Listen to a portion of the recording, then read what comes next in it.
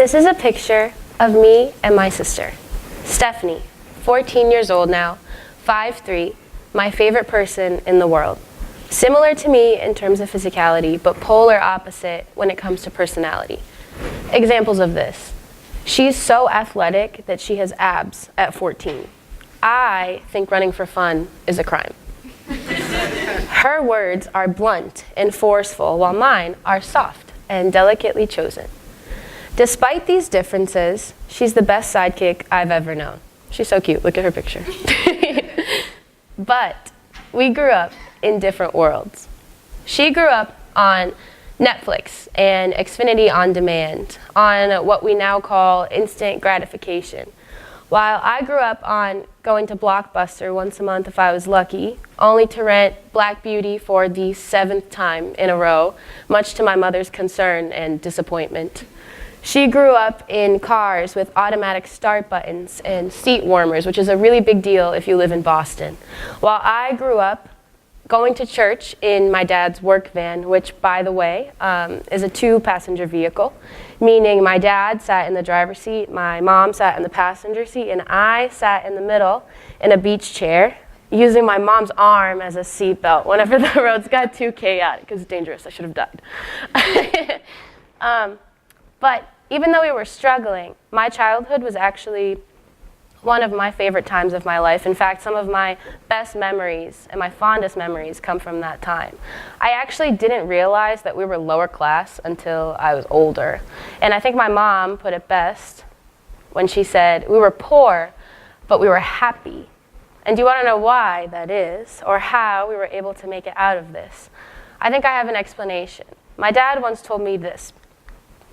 When I was 1, and my parents were both unemployed in Brazil, and we didn't know where the money for our next meal was coming from, he would come home after a long day of looking for work, and he would see my smiling face, and everything would be worth it to him, because he was grateful for me, and for my mom, and for our little family. At 3, when he moved to America, 3 months before my mother and I, and his only bed was a pull-out couch in a country full of people who spoke a language that he didn't understand. He was grateful for new opportunities and for a chance to make a better life for us. At 5, when I didn't understand why I seemed to be the only kid who couldn't go to Disney whenever they felt like it, or ever, my mom reminded me of something that my dad had been demonstrating my whole life, which was gratitude.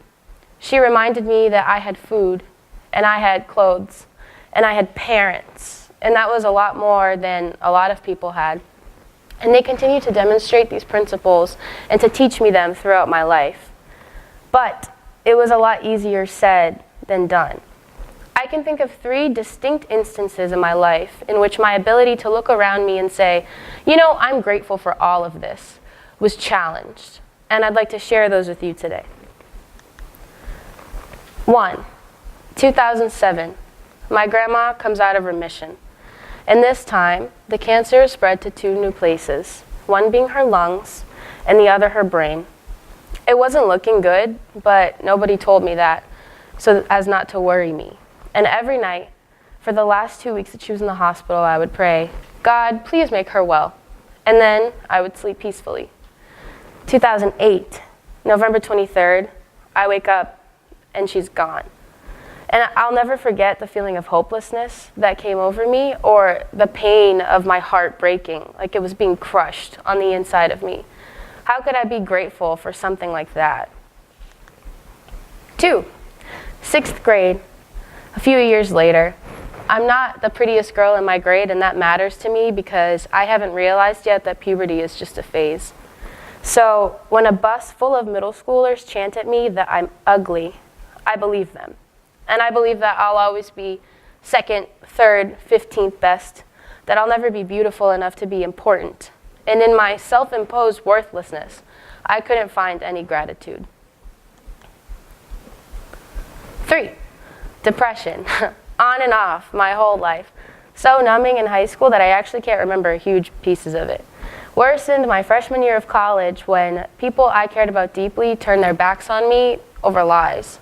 And I didn't know how I was supposed to feel grateful when I could barely feel anything, when I ran from sorrow so much only to realize it had become part of me. I didn't feel grateful. I felt abandoned. But this isn't a sad story. I know it sounds like it, but it's not, because I dragged myself through and I found this thing called faith, and it put a new spin on my narrative, one in which I wasn't always happy, but I sought gratitude like thirst made me seek water.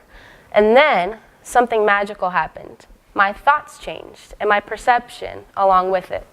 And it went something like this. 1, I had grandparents who loved me, who would do anything for me, who would visit from Brazil for 2 months at a time just to take me to the library and to take me to the park. And when I prayed, make her well, it was answered. My grandma went to be well in a better place. And in 2015, my sweet grandpa joined her. And now I have them to watch over me and to cheer me on and root for me to continue their legacy. 2, I realized that outer beauty is limited time only, while the beauty of your heart lasts forever.